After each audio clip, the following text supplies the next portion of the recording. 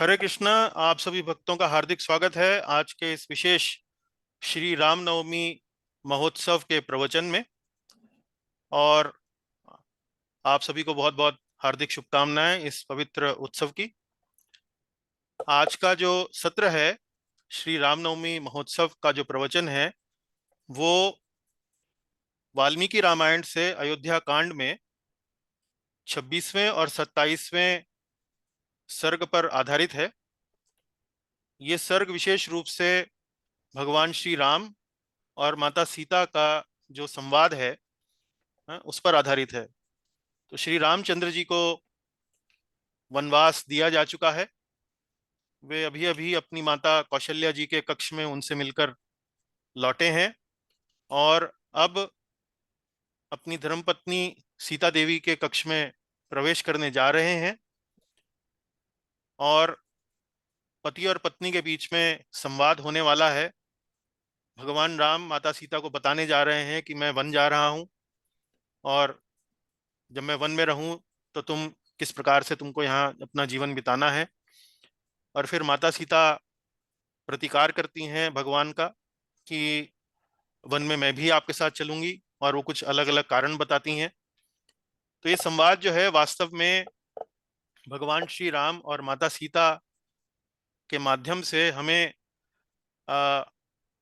पति धर्म की और पत्नी धर्म की मर्यादाओं की शिक्षा देता है और एक प्रकार से हमें हमारे हृदय को द्रवित करता है कि कैसे भगवान और भगवान की पत्नी माता सीता किस प्रकार एक दूसरे के प्रति इतने समर्पित हैं, इतना प्रेम है आपस में। तो यही आज हम श्री वाल्मीकि रामायण के 26वें और 27वें सर्ग से अयोध्या कांड के श्री राम सीता संवाद के माध्यम से पढ़ेंगे।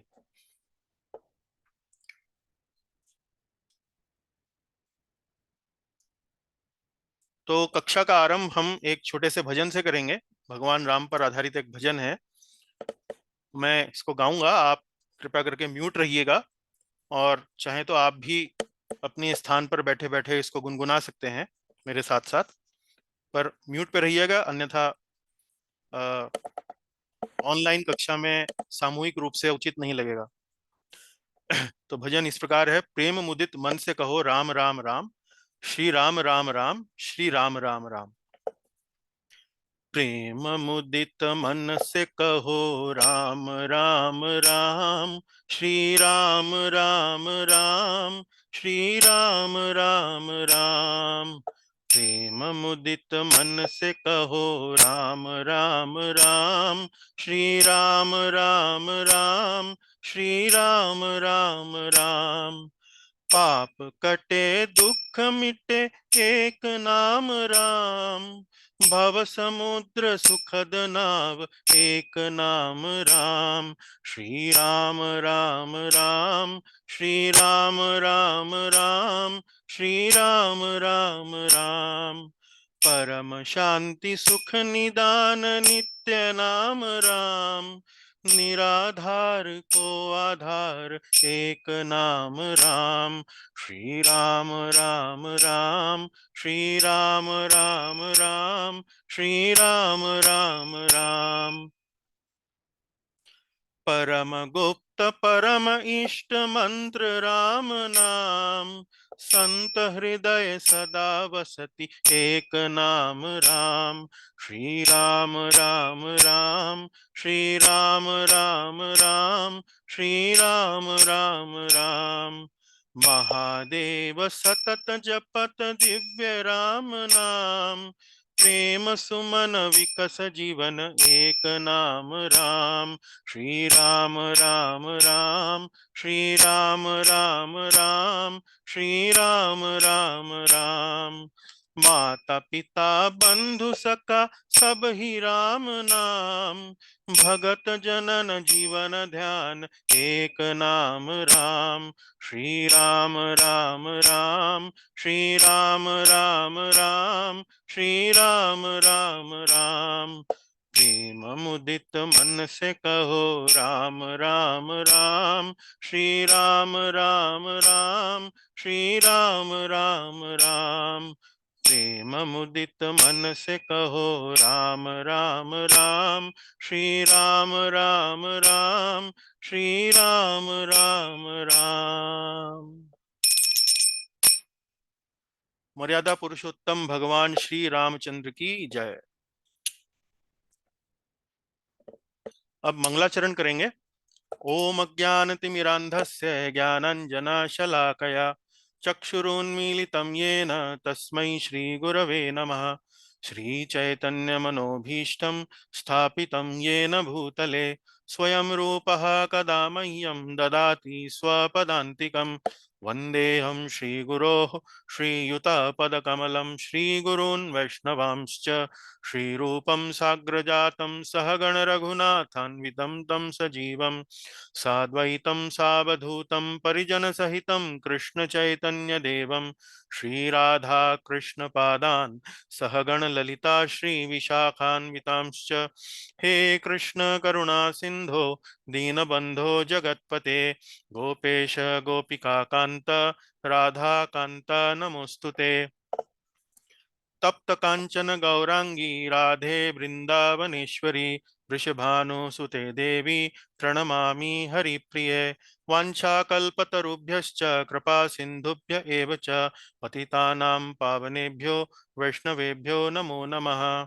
जय श्री कृष्ण चैतन्य प्रभु नित्यानंद श्री अद्वैत गदाधर श्रीवासादि गौर भक्तवृंद। हरे कृष्ण कृष्ण कृष्ण हरे हरे, हरे राम राम राम हरे हरे। चलिए, आपका बहुत बहुत स्वागत है एक बार फिर से आज के इस विशेष सत्र में।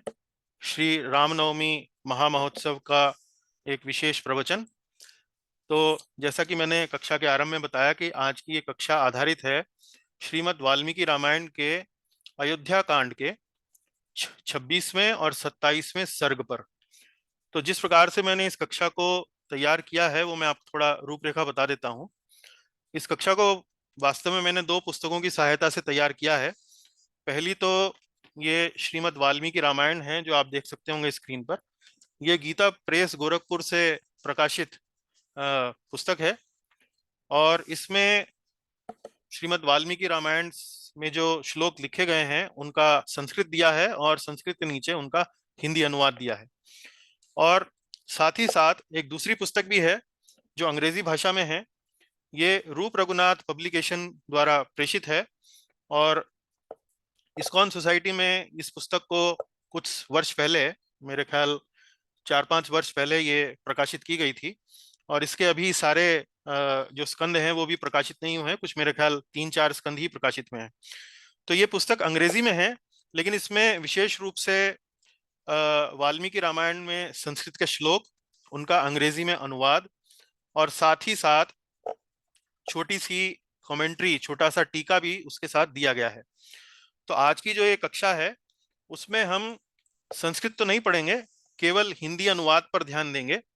और हिंदी अनुवाद पे ध्यान देने के साथ साथ हम साथ में जो इस पुस्तक में छोटा सा जो कमेंट्री दिया है, जो टीका दिया है, उसको भी हम, उसमें जो पॉइंट्स बताए हैं, जो बिंदु बताए हैं, उन्हें भी हम थोड़ा सा चर्चा में लाएंगे।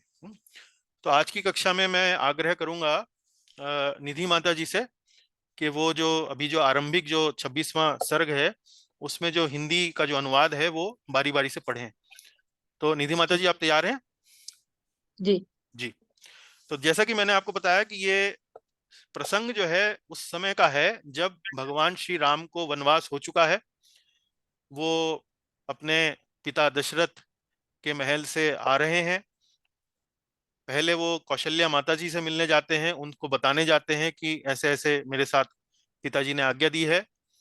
माता से आशीर्वाद लेकर, अनुमति लेकर अब वे अपने महल में, अपने कक्ष में अपनी पत्नी सीता देवी से मिलने जाते हैं, उनको भी बताने जाते हैं कि मुझे अब वनवास मिल गया है। तो वो सब जो चर्चा है वो 26वें सर्ग में आरंभ होती है। तो पहला श्लोक उसका देखिए, उसका अनुवाद यहाँ पर है, पढ़िए माता जी। नंबर 1। धर्मिष्ठ मार्ग पर स्थित हुए श्री राम माता द्वारा स्वस्ति वाचन कर्म संपन्न हो जाने पर कौशल्या को प्रणाम करके वहां से वन के लिए प्रस्थित हुए। जी। तो जब भगवान श्री रामचंद्र अपनी माता के कक्ष में थे तो माता जी ने उन्हें अनुमति दी और उनकी मंगल कामना के लिए कुछ धार्मिक कार्य किए, जिसको यहाँ पर स्वस्ति वाचन कर्म के रूप में लिखा गया है।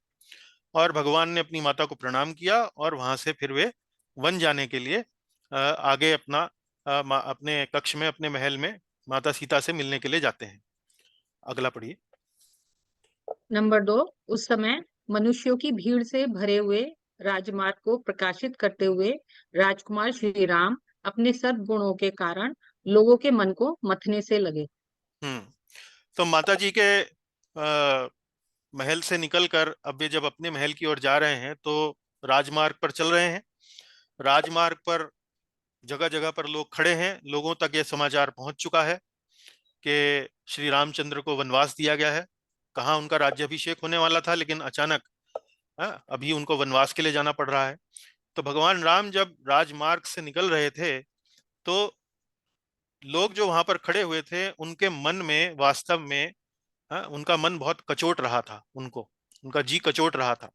उनको बड़ा खराब लग रहा था कि कैसे उनके प्रिय श्री राम को राज्याभिषेक होने वाला था, लेकिन अब ये पारिवारिक अ, अ, राजनीति से एक तरीके से उनको अब वनवास के लिए जाना पड़ रहा है। तो यहाँ पर इस तरह से लोग जो थे बड़ा दुखी थे। तीसरा। नंबर 3, तपस्विनी विदेह नंदिनी सीता ने अभी तक वह सारा हाल नहीं सुना था। उनके हृदय में यही बात समाई हुई थी कि मेरे पति का युवराज पद पर अभिषेक हो रहा होगा। हाँ। तो सीता जी अपने कक्ष में बैठी हुई थी, अपने महल में थी।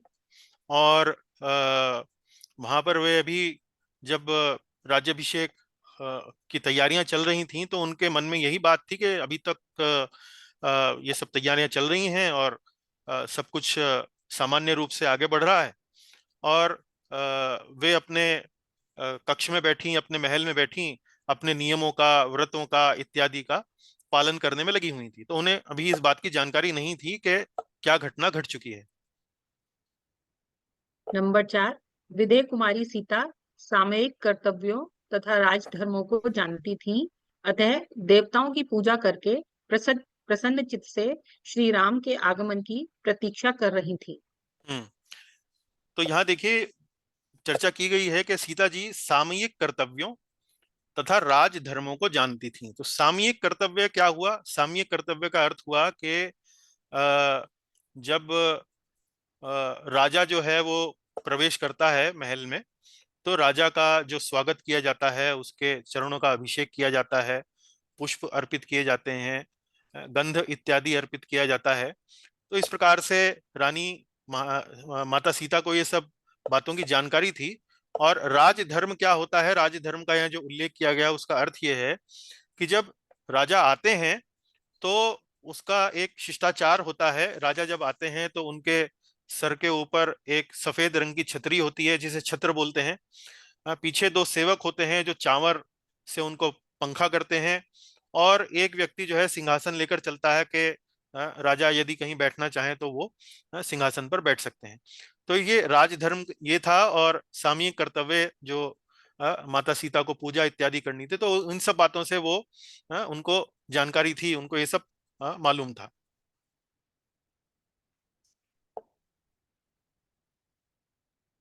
नंबर 5, इतने में ही श्री राम ने अंतःपुर में जो प्रसन्न मनुष्यों से भरा हुआ था प्रवेश किया। उस समय उनका मुख कुछ नीचा हो रहा था।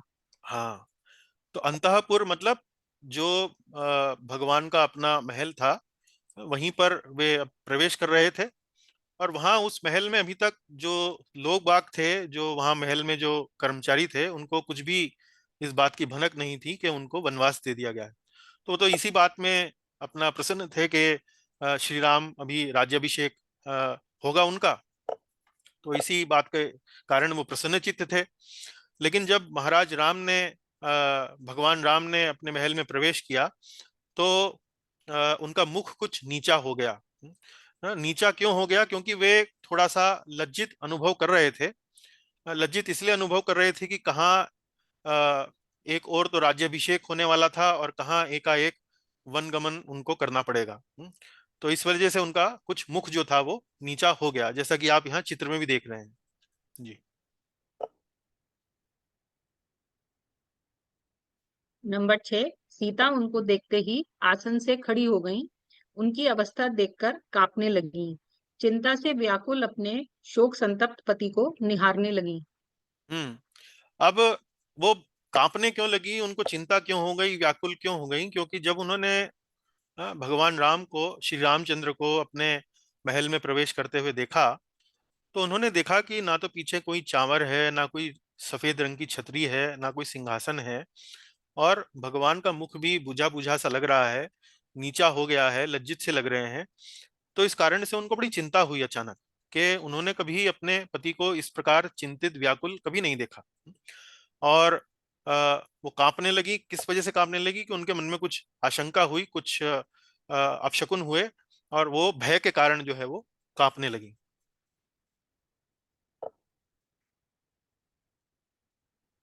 नंबर 7, धर्मात्मा श्री राम सीता को देखकर अपने मानसिक शोक का वेग सहन न कर सके, अतः उनका वह शोक प्रकट हो गया। अब उनका, उनके मन में तो ये बात पहले से ही थी कि मुझे वनवास मिल चुका है, और इस कारण से थोड़ा उनके मन में शोक था। हालांकि उन्होंने अपना ये शोक जो है वो कभी भी किसी के सामने प्रकट नहीं किया। पर अब चूंकि वे अपने खुद के महल में थे, अपनी धर्मपत्नी माता सीता से मिलने जा रहे थे, तो पत्नी से क्या छुपाना, या पत्नी के सामने अपने हृदय की बात रखना, कोई ऐसा उनको लगा कि छुपाने का यहाँ कोई कारण नहीं है। और वो जो मानसिक शोक जो उनके मन में था, वो वास्तव में प्रकट हो गया। वास्तव में उनके मन में शोक इस बात का था कि यदि वो वहां पर नहीं होंगे और वनवास चले जाएंगे, तो उनकी अनुपस्थिति में सीता को बड़ी पीड़ा का अनुभव होगा। तो अपनी पत्नी माता सीता की पीड़ा को सोचकर, भविष्य में उनको मिलने वाली पीड़ा को सोचकर, वो वास्तव में बड़ा शोकित हो रहे थे, मानसिक शोक से एक एक तरह से पीड़ित हो रहे थे। और वही शोक जब वो माता सीता के पास आते हैं, निकट आते हैं, तो वो प्रकट हो गया। नंबर 8, उनका मुख उदास हो गया था। उनके अंगों से पसीना निकल रहा था। वे अपने शोक को दबाए रखने में असमर्थ हो गए थे। उन्हें इस अवस्था में देखकर सीता दुख से संतप्त हो उठी और बोली, प्रभु, इस समय यह आपकी कैसी दशा है? हम्म, भगवान को, श्री रामचंद्र को पसीना आ रहा था। क्यों पसीना आ रहा था? इस बात से बड़ा चिंतित थे कि सीता को कैसे बताऊं कि राज्य किसी और को दे दिया, राज्य भरत को दे दिया, और मुझे क्या मिला? मुझे वन गमन का आदेश, वन गमन की आज्ञा। इस कारण से वो पसीना आ रहा था। और इस अवस्था में देखकर माता सीता जो थी बड़ा दुखी हो रही थी, और उनसे पूछ बैठी कि प्रभु, आपकी ये दशा क्यों है, और ऐसा आप क्यों लग रहे हैं? नंबर 9, रघुनंदन, आज बृहस्पति देवता संबंधी मंगलमय पुष्य नक्षत्र है, जो अभिषेक के योग्य है। ऐसे ही समय में ब्राह्मणों ने आपका अभिषेक बताया है। इस समय तो आपको प्रसन्न होना चाहिए था। आप इतने उदास क्यों हैं? जी। तो बड़ी शुभ घड़ी थी। माता सीता उनको याद दिलाती हैं, स्मरण कराती हैं कि इस समय तो अमंगल का कोई कारण ही नहीं है, तो बड़ी मंगल घड़ी है। और इस समय आप इतना शोकाकुल क्यों हैं? आपके पीछे ना तो कोई चांवर मुझे दिखाई दे रहा है, ना कोई सिंहासन दिखाई दे रहा है, ना कोई छत्र दिखाई दे रहा है। तो इसको, इन सबको देखकर माता सीता के मन में बड़ा भय था, बड़ा चिंतित थी, बड़ा व्याकुल थी। नंबर 10, मैं देखती हूँ इस समय आपका मनोहर मुख जल के फेन के समान उज्जवल तथा 100 तीलियों वाले श्वेत छत्र से आच्छादित नहीं है, अतएव अधिक शोभा नहीं पा रहा है। हम्म। तो सीता जी भी वही कारण बता रही हैं जो भी मैं बता रहा था आपको, कि आपके ऊपर जो है 100 तीलियों वाला श्वेत छत्र, तो 100 तीलियों का मतलब क्या है यहाँ पर? जैसे कोई छतरी होती है तो छतरी जब आप खोलते हैं तो आपने देखा होगा कि उसके अंदर तीलियां लगी होती हैं। तो यहाँ पर जो महाराज राम हैं उनके लिए एक विशेष प्रकार का छत्र था, सफेद रंग का वो छत्र, और उसके अंदर 100 तीलियां होती हैं। तो जितना अधिक तीलियां हो उतना भव्य वो छत्र लगता है। तो सीता जी कह रही हैं कि वो छत्र कहाँ है, अभी तो छत्र कहीं दिखाई नहीं दे रहा है।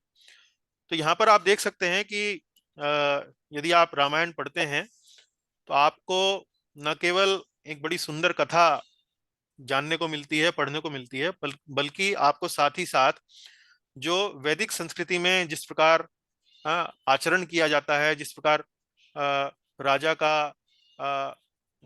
पद जो है उसको सुशोभित किया जाता है, इस प्रकार छत्र से, चांवर से, उस संस्कृति की भी झलक जो है आपको यहाँ पर खूब मिलती है देखने के लिए। तो यहाँ पर 10वें श्लोक में 100 तीलियों वाले छत्र का वर्णन माता सीता कर रही हैं कि वो छत्र आपका कहाँ गायब हो गया है। तो आपका ये जो आगमन है मेरे कक्ष में, इस महल में है, आप इतना शोभायमान नहीं हो रहा है, आपका तो राज्याभिषेक हो जाना चाहिए था और 100 तीलियों वाला छत्र आपके ऊपर होना चाहिए था, लेकिन अभी वो नहीं है। तो ऐसा क्यों है? नंबर 11, कमल जैसे सुंदर नेत्र धारण करने वाले आपके मुख पर चंद्रमा और हंस के समान श्वेत वर्ण वाले दो श्रेष्ठ चवरों द्वारा हवा नहीं की जा रही है। पहले वाले श्लोक में, पिछले वाले श्लोक में छत्र का वर्णन था, अगले श्लोक में वो कहती हैं कि आपको तो यहाँ पर चंवर भी था, चंवर भी होना चाहिए था। अ, तो चंवर से जो है आपके पीछे दो सेवक जो हैं वो चलते और वो आपको हवा करते, तो वो भी कहाँ है? वो नहीं दिखाई दे रहा है। नंबर 12, नरश्रेष्ठ प्रवचन कुशल बंदी सूत और माग धजन आज अत्यंत प्रसन्न हो अपने मांगलिक वचनों द्वारा आपकी स्तुति करते नहीं दिखाई देते हैं। हम्म। तो माता सीता श्री राम को नरश्रेष्ठ कहती हैं और कहती हैं प्रवचन कुशल वंदी। प्रवचन कुशल वंदी मतलब जब राजा चलते हैं तो राजा के साथ साथ जो है, कुछ ऐसे लोग भी चलते हैं जो उनका पीछे पीछे उनका गुणगान करते हुए चलते हैं। तो इनको यहाँ पर प्रवचन कुशल वंदी, वंदी मतलब गुणगान करने वाले। हाँ? सूत और मागध जन। सूत, सूत बोलते हैं उस व्यक्ति को जो ऐतिहासिक वृत्तांतों का वर्णन करता है कि श्री रामचंद्र आ रहे हैं और उन्होंने उनका इस प्रकार से उन्होंने इन इन राक्षसों का वध किया, उन्होंने अपने इन इन गुरुओं से शिक्षा प्राप्त करी। तो इस प्रकार से ऐतिहासिक वृत्तांत करते हुए, उनका गुणगान करते हुए वे चलते हैं। मागध जन बोलते हैं जो अ, कुल का बखान करते हैं। कुल का बखान मतलब जैसे भगवान राम सूर्यवंशी थे, उनका जो कुल था उसका बखान, उसका गुणगान करते हुए चलते हैं। तो इस प्रकार से प्रवचन कुशल वंदी सूद और मागध जन आज अत्यंत प्रसन्न हो अपने मांगलिक वचनों द्वारा आपकी स्तुति करते नहीं दिखाई देते हैं। तो यह भी एक प्रकार से राजधर्म के अनुसार जब राजा जो है वो चलते हैं तो इस प्रकार से सूद और मागध जन राजा का गुणगान करते हुए चलते हैं। नंबर 13, वेदों के पारंगत विद्वान ब्राह्मणों ने आज मूर्धाभिषिक्त हुए आपके मस्तक पर तीर्थोदक मिश्रित मधु और दधि का विधि पूर्वक अभिषेक नहीं किया। हम्म।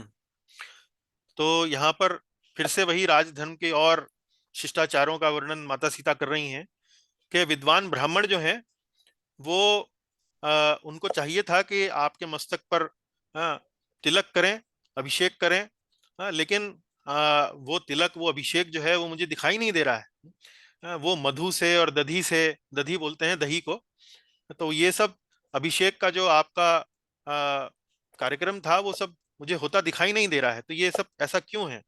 तो इस प्रकार से वे शंका कर रही हैं बार बार। जी। नंबर 14, मंत्री सेनापति आदि सारी प्रकृतियां वस्त्राभूषणों से विभूषित मुख्य मुख्य सेठ साहूकार तथा नगर और जनपद के लोग आज आपके पीछे पीछे चलने की इच्छा नहीं कर रहे हैं। हाँ, तो जब राजा चलता है तो अकेला नहीं चलता है, उसके साथ साथ पूरा एक तरीके से जलूस जो है उसके साथ चलता है। जलूस मतलब उनके जो पार्षद हैं, जो उनके मंत्रीगण हैं, और अन्य जो प्रमुख जो नगर के जो लोग हैं, जैसा कि यहाँ बोला गया है, मुख्य मुख्य सेठ साहूकार तथा नगर और जनपद के लोग जो हैं आज आपके पीछे पीछे चलने की इच्छा नहीं कर रहे हैं। तो इसका वर्णन दिया गया है कि ऐसा क्यों था। क्योंकि ये सब लोग वास्तव में भगवान श्री रामचंद्र के पीछे पीछे चल रहे थे। हाँ, जब तक महाराज राम जो है वो माता कौशल्या के महल तक नहीं पहुंचे तब तक ये उनके साथ थे। लेकिन कौशल्या माता के महल के बाद महाराज राम ने, भगवान राम ने उन्हें खुद ही मना कर दिया कि आप कृपया करके मेरे पीछे मत आएं। तो इन सब लक्षणों को देखकर माता सीता को लगने लगा था कि कुछ दाल में कुछ काला है, कुछ तो है जो ठीक नहीं चल रहा है।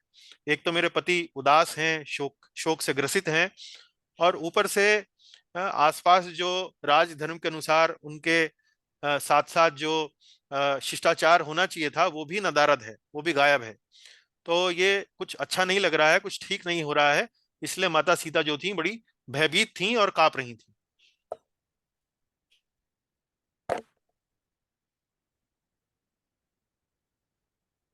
नंबर 15, सुनहरे साज बाज से सजे हुए 4 वेगशाली घोड़ों से जुता हुआ श्रेष्ठ पुष्प रथ आज आपके आगे आगे क्यों नहीं चल रहा है? तो रथ भी जो है इसी राजधर्म का एक हिस्सा है कि जब महाराज जब चलते हैं, राजा जब चलते हैं, तो एक पुष्प का रथ, पुष्प रथ जो है वो एक रथ जो पुष्पों से सजाया गया है। और ये रथ जो है जो युद्ध में प्रयोग होने वाला जो रथ है उससे अलग होता है। तो पुष्प रथ वास्तव में सामान्य रूप से केवल यात्रा के प्रयोजन से उसका प्रयोग किया जाता है। ये युद्ध के प्रयोजन से प्रयोग किए जाने वाले रथ से अलग होता है।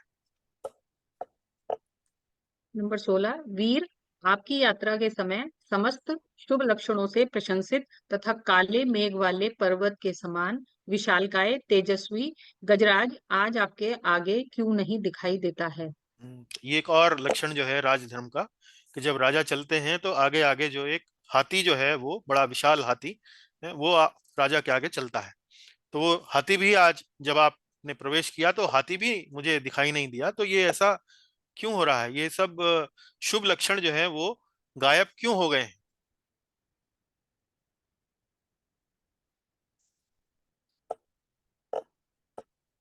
नंबर 17, प्रियदर्शन वीर, आज आपके सुवर्ण जटित भद्रासन को सादर हाथ में लेकर अग्रगामी सेवक आगे जाता क्यों नहीं दिखाई देता है? हम्म। अब यहाँ पर चर्चा हो रही है सिंहासन की। भद्रासन, भद्रासन मतलब सुवर्ण जटित, सोने का सिंहासन है। तो आपका जो सेवक होता है, मान लीजिए राजा जब प्रवेश करते हैं तो प्रवेश करने से पहले एक सेवक जो है राजा का सिंहासन उठाकर आगे आगे आता है और वो एक विशेष स्थान पर रखता है जहां पर राजा जो है जाकर बैठते हैं। तो माता सीता कह रही हैं कि वो सेवक क्यों नहीं आया, जो हाथ में लेकर आपका सोने का बना जो सिंहासन है वो जो लेकर क्यों नहीं आया, आप ऐसे प्रवेश क्यों कर रहे हैं। तो ये सब बता रहा है कि सीता देवी जो है राजधर्म को अच्छी तरह से जानती थी, और यहाँ पर उसी राजधर्म की जो है छोटी छोटी बारीकियां जो है वाल्मीकि रामायण में आप देख सकते हैं।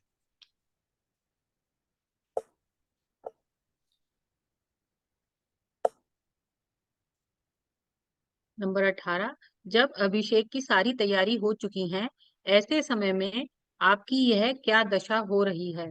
आपके मुख की कांति उड़ गई है, ऐसा पहले कभी नहीं हुआ था। आपके चेहरे पर कोई प्रसन्नता नहीं है, इसका क्या कारण है? सीता जी ने शंका व्यक्त करी कि भाई ये सब क्यों हो रहा है, सब उचित नहीं लग रहा है। और अब ये स्पष्ट प्रश्न पूछ लिया उन्होंने कि इसका क्या कारण है, आप इतना चिंतित क्यों हैं, इतना अप्रसन्न क्यों हैं, आपका मुख की कांति जो है वो ऐसा लग रहा है जैसे उड़ गई है? और ये सब मुझे बिल्कुल भी समझ में नहीं आ रहा है। तो इस प्रकार से सीता देवी जो है वो बड़ा अचरज जो है व्यक्त कर रही हैं, भय से कांप रही हैं, इस प्रकार उनकी अवस्था है। 19 नंबर, इस प्रकार विलाप करती हुई सीता से रघुनंदन श्री राम ने कहा, सीते, आज पूज्य पिताजी मुझे वन में भेज रहे हैं। तो भगवान श्री राम ने बिना कुछ भूमिका बनाए स्पष्ट रूप से अब माता सीता के सामने वो समाचार प्रकट कर दिया कि पूज्य पिताजी मुझे वन में भेज रहे हैं। अब आगे देखिए जी। नंबर 20, महान कुल में उत्पन्न धर्मज्ञ व धर्मपरायण जनक नंदिनी जिस कारण मुझे वनवास हुआ है वह क्रमशः बताता हूँ, सुनो। अब यहाँ देखिए कि भगवान राम जो हैं वो सीता देवी को ये समाचार सुनाते हैं, तो किस प्रकार सुनाते हैं। सबसे पहले कहते हैं महान कुल में उत्पन्न धर्मज्ञ एवं धर्मपरायण जनक नंदिनी।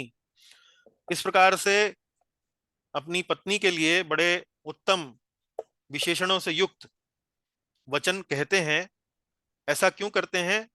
ताकि जो बुरा समाचार वो सुनाने वाले हैं, उसका थोड़ा सा जो प्रभाव है उसको थोड़ा सा कम किया जा सके।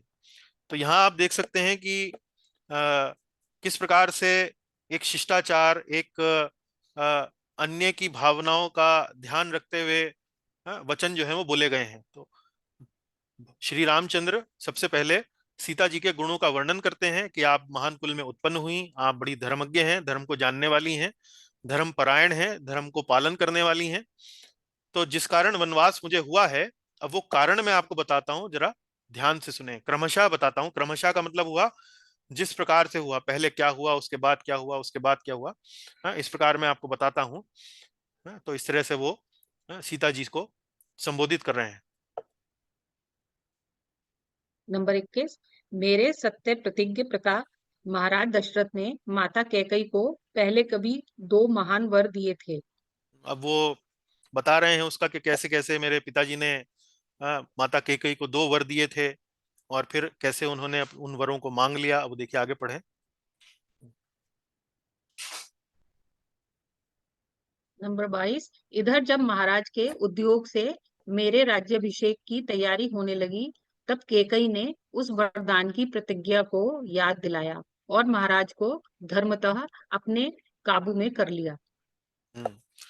ये वृत्तांत बता रहे हैं कि कैसे कैकेयी ने बिल्कुल उसी समय, जिस समय राज्याभिषेक की तैयारी हो रही थी, मेरे पिताजी बड़ा परिश्रम कर रहे थे राज्याभिषेक के लिए, और ऐसे ही समय में माता कैकेयी ने उस वरदान की प्रतिज्ञा को याद दिलाया और अपने काबू में करके महाराज से उन दोनों वरों को उन्होंने मांग लिया।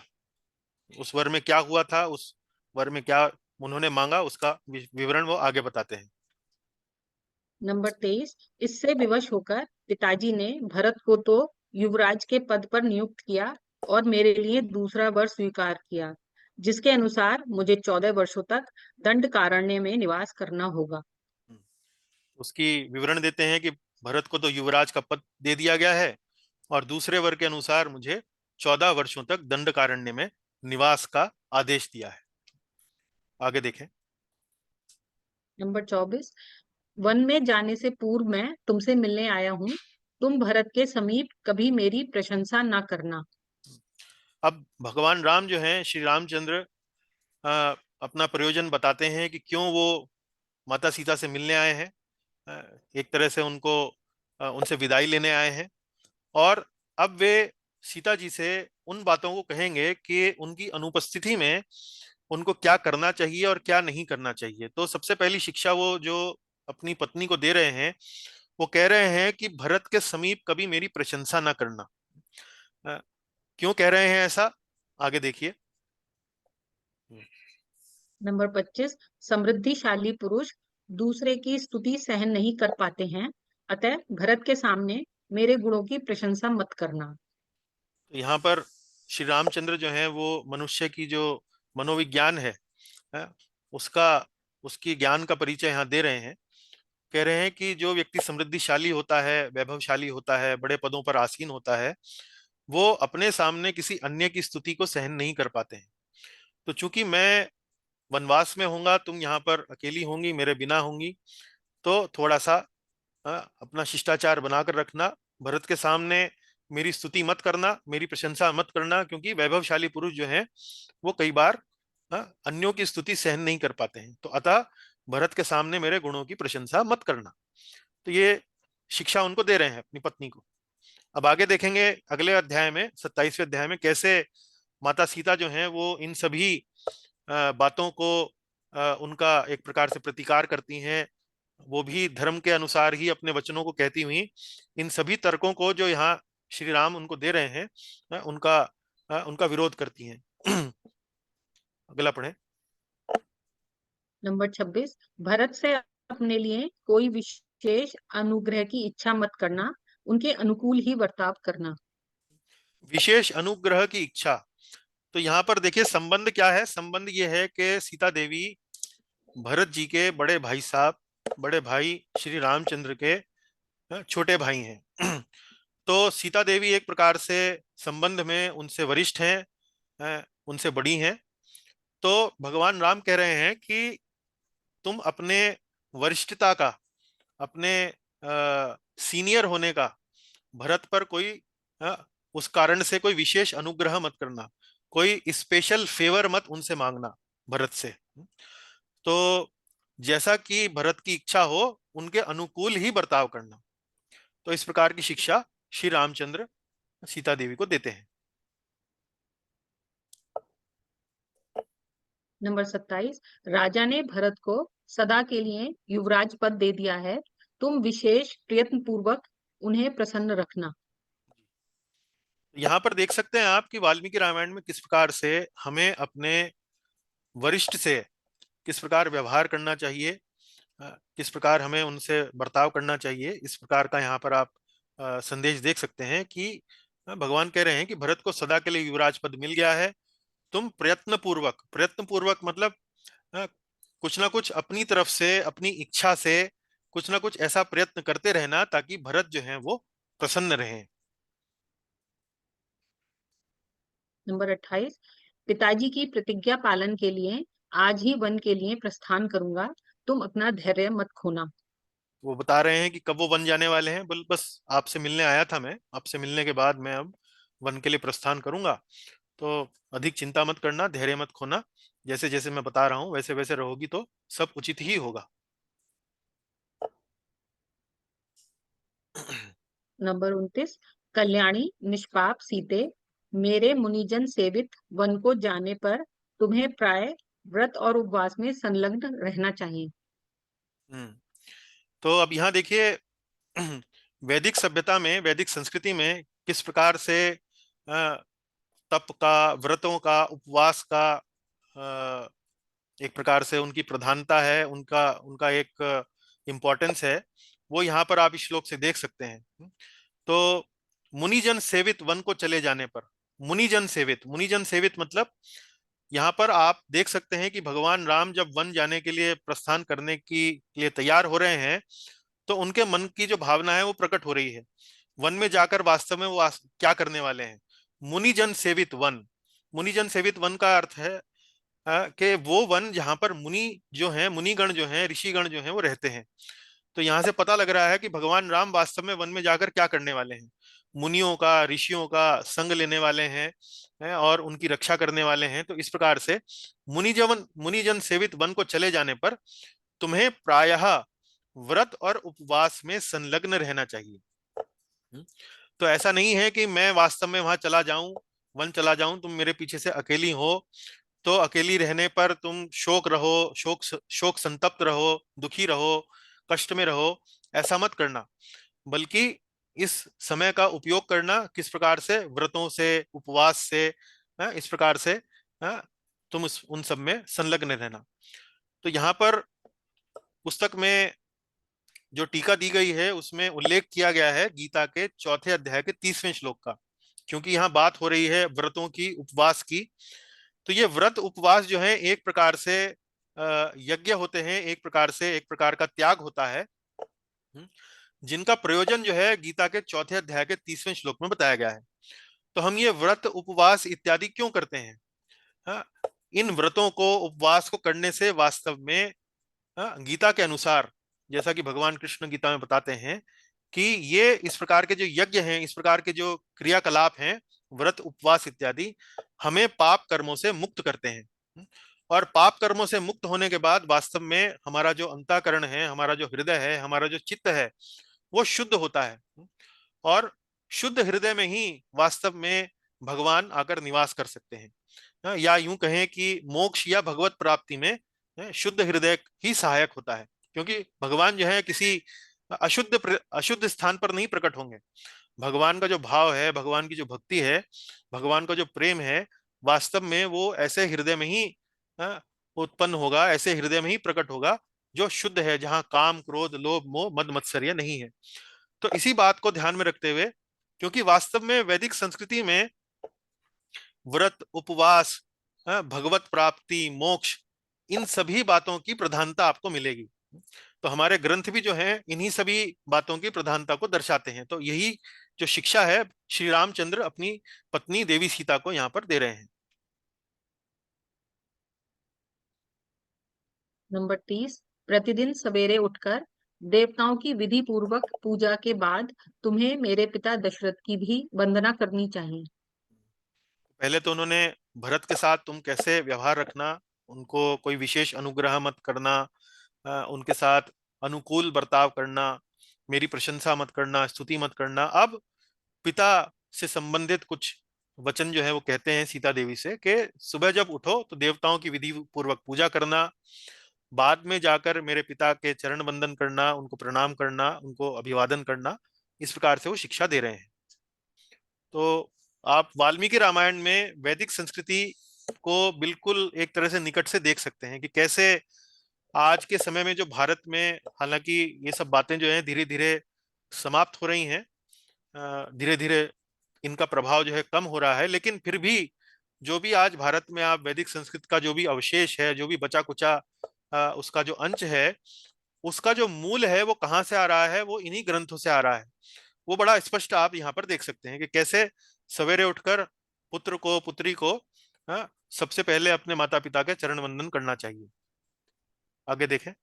नंबर 31, मेरी माता कौशल्या बूढ़ी हो गई हैं, संताप ने उन्हें दुर्बल कर दिया है, उन्होंने जीवन में धर्म को ही सामने रखा है, अतः वे तुमसे विशेष सम्मान के योग्य हैं।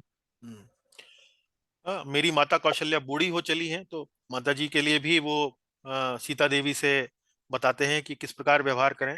संताप ने उन्हें दुर्बल कर दिया है। संताप किस बात का? संताप, एक तो उनका पुत्र जो है वो वनवास उसको मिल गया है, तो इस बात का भारी संताप उनको है। और वैसे भी यदि हम वाल्मीकि रामायण में पढ़ते हैं तो हमें पता लगता है कि कौशल्या जो थी वो महाराज दशरथ की प्रिय रानियों में से नहीं थी। तो वह भी संभवतः एक संताप उनके मन में हो सकता है। उनकी प्रिय रानियों में से सबसे प्रिय रानी जो उनकी थी वो कैकई थी। तो इस कारण से भी हो सकता है कि संताप ने उन्हें दुर्बल कर दिया है। उन्होंने जीवन में धर्म को ही सामने रखा। तो कैसे कौशल्या देवी ने, कौशल्या माता ने धर्मशील ही जीवन अपना बिताया है। तो इसलिए अ, श्री रामचंद्र जो है अपनी देवी पत्नी सीता से माता कौशल्या के प्रति एक विशेष सम्मान की इच्छा करते हैं। रखने के लिए, सम्मान देने के लिए उनसे आग्रह करते हैं कि इस प्रकार मेरे पीछे से उनका ध्यान रखना। नंबर 32, मेरी अन्य माताओं का भी सम्मान करना, स्नेह प्रेम और पालन पोषण की दृष्टि से सभी माताएं मेरे लिए समान हैं। हम्म। तो भगवान श्री राम की केवल एक माता नहीं थी, अन्य दो माताएं भी थी, कैकई और सुमित्रा। यहाँ आप देख सकते हैं कि कैसे श्री रामचंद्र के मन में, हालांकि जो वनवास का उनको आज्ञा मिली वो माता कैकई के कारण ही मिली, लेकिन यहाँ पर फिर भी कोई किसी प्रकार की कटुता, किसी प्रकार का द्वेष अपनी अन्य माताओं के लिए उनका नहीं था। विशेषकर कैकई के लिए कोई द्वेष यहाँ पर देखने को नहीं मिलता है। तो मेरी अन्य माताओं का भी सम्मान करना, स्नेह प्रेम और पालन पोषण की दृष्टि से सभी माताएं मेरे लिए समान हैं। तो भगवान श्री रामचंद्र यहाँ पर मर्यादा का पूर्ण रूप से यहाँ पर एक प्रकार से डिस्प्ले कर रहे हैं, उसको यहाँ पर दिखा रहे हैं अपने आचरण द्वारा। जी। नंबर 33, भरत और शत्रुघ्न मुझे प्राणों से भी बढ़कर प्रिय हैं, अतः तुम्हें उन दोनों को विशेषतः अपने भाई और पुत्र के समान देखना और मानना चाहिए। हम्म। तो भरत और शत्रुघ्न के लिए भी बड़ा उनके मन में प्रेम था। आगे भी रामायण में बड़ा स्पष्ट होता है ये, भरत और शत्रुघ्न मुझे प्राणों से भी बढ़कर प्रिय हैं। और किस प्रकार का व्यवहार रखना, तो ये भी आप देख सकते हैं कि पति के छोटे भाइयों से किस प्रकार का एक संबंध होना चाहिए, या तो भाई के समान उन्हें देखें या पुत्र के समान देखें, और उनको मानना चाहिए। तो इसी प्रकार का व्यवहार जो है तुम भरत और शत्रुघ्न के साथ रखना। आगे पढ़िए। नंबर 34, विदेह नंदिनी, तुम्हें भरत की इच्छा के विरुद्ध कोई काम नहीं करना चाहिए, क्योंकि इस समय वे मेरे देश और कुल के राजा हैं। हम्म। तो संभवतः भगवान श्री राम के मन में ये बात हो कि चूंकि मुझे वनवास मिल गया है, तो संभवतः मेरी देवी, मेरी पत्नी सीता के मन में भरत को लेकर कोई आशंका हो, कोई उनके मन में द्वेष हो। तो उसको देखते हुए, उसको सोचते हुए वो स्पष्ट रूप से कह रहे हैं कि भरत की इच्छा के विरुद्ध कोई काम नहीं करना। इस समय वो मेरे देश और मेरे कुल के राजा हैं, और चूंकि वो देश और कुल के राजा हैं, तो जो उनकी आज्ञा हो, जो जिसमें उनकी अनुकूलता हो, उसी प्रकार से तुम व्यवहार करना। किसी भी प्रकार से उनको उनके विरुद्ध जाकर, उनके प्रतिकूल होकर अपना व्यवहार मत करना। तो मर्यादा पुरुषोत्तम राम के व्यवहार से, उनके चरित्र से वास्तव में हम और क्या आशा रख सकते हैं? इसी प्रकार का व्यवहार हम उसकी आशा कर सकते हैं। जी। नंबर 35, अनुकूल आचरण, प्रयत्न पूर्वक सेवा से राजा लोग प्रसन्न होते हैं, तथा विपरीत व्यवहार से वे कुपित हो जाते हैं।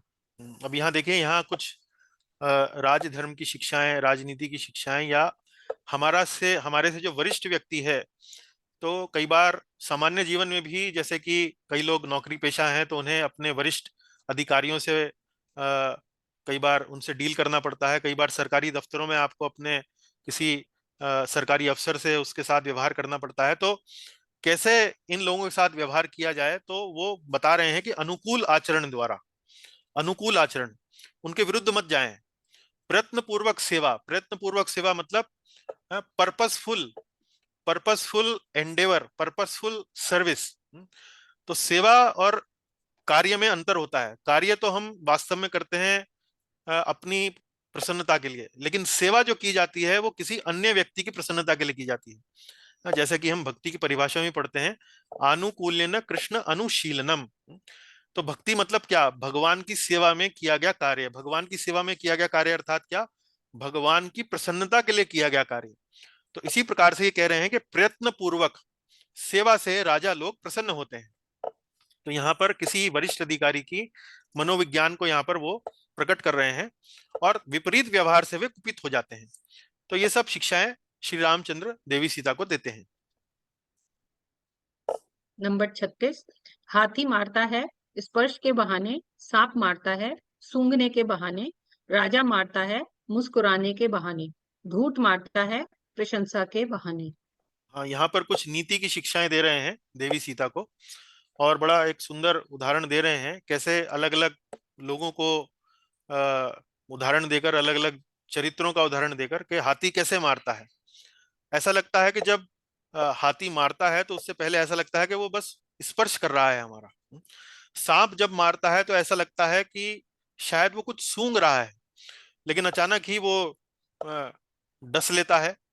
राजा जब मारता है, तो पता नहीं लगता, क्योंकि वो उससे पहले बड़ा आपके साथ शिष्टाचार, बड़ा आपके साथ मुस्कुराना, इस प्रकार सा करता है। और धूर्त मारता है तो प्रशंसा के बहाने। तो यदि श्री रामचंद्र कह रहे हैं कि यदि तुम राजा से या अपने किसी वरिष्ठ अधिकारी से अनुकूल नहीं, प्रतिकूल व्यवहार करोगे, तो कैसे वो तुम्हारा अनहित करेगा, कैसे वो तुम्हारा अहित करेगा, वो तुम्हें पता भी नहीं लग पाएगा। तो इसलिए अनुकूल व्यवहार करना, शिष्टाचार रखना, और प्रयत्न पूर्वक सेवा करने का प्रयास करना, इस तरह से वो अब यहाँ पर एक उदाहरण द्वारा समझा रहे हैं। तो बड़ा सुंदर उदाहरण दिया गया है रामायण में। आगे पढ़ें। नंबर 37, अहित करने वाले भले ही अपने पुत्र क्यों न हो, राजा उनका त्याग कर देते हैं। आत्मीय न होने पर भी जो सामर्थ्यवान होते हैं, उन्हें वे अपना बना लेते हैं।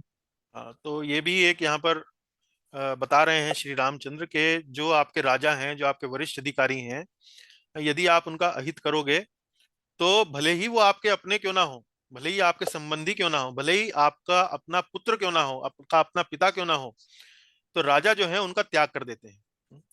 तो ऐसा मत करना, कोई अहित वाली बात मत करना, अनुकूल रखना। आत्मीय ना होने पर भी जो सामर्थ्यवान होते हैं, उन्हें वे अपना बना लेते हैं। तो यदि कोई व्यक्ति आत्मीय ना हो लेकिन सामर्थ्यवान हो, तो राजा जो है वो अपना हित साधने के लिए उनको भी अपना बना लेते हैं। तो सामर्थ्यवान बनी रहना, अनुकूलता से व्यवहार करना, मेरी प्रशंसा मत करना ज्यादा। तो इस प्रकार से भगवान राम जो है यहाँ पर आप उनके वचनों से देख सकते हैं कि जब वो वन जा रहे हैं तो वास्तव में उनके मन में सीता के हित को लेकर विचार उमड़ रहे हैं, और उन्हीं विचारों को शांति प्रदान करने के लिए अलग अलग प्रकार की शिक्षाएं वो देवी सीता को यहाँ पर देते हैं। नंबर 38। अतः कल्याणी, तुम राजा भरत के अनुकूल व्यवहार करती हुई धर्म एवं सत्यव्रत में रहकर यहाँ निवास करो। वही अनुकूलता के व्यवहार की, धर्म का आचरण करने की, सत्य व्रत का पालन करने की शिक्षा बार बार दे रहे हैं कि यहाँ पर इसी प्रकार आचरण करते हुए रहना, कुछ ज्यादा विरोध मत करना, अपने मन में किसी प्रकार की ग्लानि, किसी प्रकार का द्वेष जो है वो राजा के प्रति, भरत के प्रति मत लेकर आना। नंबर 39। प्रिय, अब मैं वन के लिए प्रस्थान करता हूँ। किसी को कष्ट न देते हुए और मेरी आज्ञा का पालन करते हुए तुम यहाँ निवास करो। ये यहाँ पर इस प्रकार भगवान राम अब अपना अंतिम वाक्य बोलते हैं जाने से पहले कि अब मैं प्रस्थान कर रहा हूँ और किसी को कष्ट ना देना, मेरी बातों का जो मैंने अभी तुम्हें बताई हैं ध्यान रखना, और इसी प्रकार से यहाँ पर निवास करना। तो यदि ऐसा करोगी तो मुझे पूरा भरोसा है कि तुम्हारा कोई अहित नहीं होगा, और ये 14 वर्ष जो है ये शीघ्र ही जो है वो निकल जाएंगे और फिर सब ठीक हो जाएगा। इस प्रकार आश्वासन देते हैं। और यहीं पर ये जो 26वां सर्ग है वाल्मीकि रामायण का, ये यहाँ पर समाप्त होता है। अगला सर्ग जो है अब शुरू होता है। तो यहाँ मैं आग्रह करूंगा राकेश जी से कि वे स्लाइड को थोड़ा पढ़ें। राकेश जी, आप तैयार हैं? जी प्रवीण जी। अब यहाँ पर 27वें सर्ग में सीता जी ने श्री रामचंद्र के वचनों को सुना धैर्य से। अब उनके वचनों को सुनकर उनके मन में एक प्रकार का क्रोध अपने पति के प्रति उमड़ आया, और ये क्रोध जो था ये वास्तव में अपने पति के प्रेम के कारण था कि ये कैसी बातें कर रहे हैं, क्या ऐसा संभव है कि आपको वन में जाने की आज्ञा मिली हो और मैं आपके साथ ना जाऊं। तो इसी प्रकार से वो सीता देवी जो है वो क्रोध करती हैं, जैसा कि आप यहाँ पर स्लाइड में चित्र में भी देख सकते हैं। सीता जी थोड़ा सा कुपित लग रही हैं, और श्री रामचंद्र ने जो अलग अलग कारण बताया कि तुमको यहाँ कैसे रहना चाहिए, किस प्रकार व्यवहार करना चाहिए, तो सीता देवी अब श्री राम के साथ चलने की प्रार्थना करेंगी और अलग अलग कारण बताएंगी कि क्यों उनको भी श्री राम के साथ वन में जाना जो है वो वास्तव में धर्म के अनुकूल है। तो ये देखिए कि कैसे वाल्मीकि रामायण में जो पात्र दिखाए गए हैं वो कैसे एक दूसरे के प्रति इतना त्याग की भावना रखते हैं, कि कैसे श्री रामचंद्र जो है वो सीता के हित की भावना को ध्यान में रखकर अपने वचन कह रहे हैं, और सीता देवी कैसे श्री राम के हित को ध्यान में रखते हुए अपना धर्म जो है निभाने की बात अब यहाँ आगे करेंगी।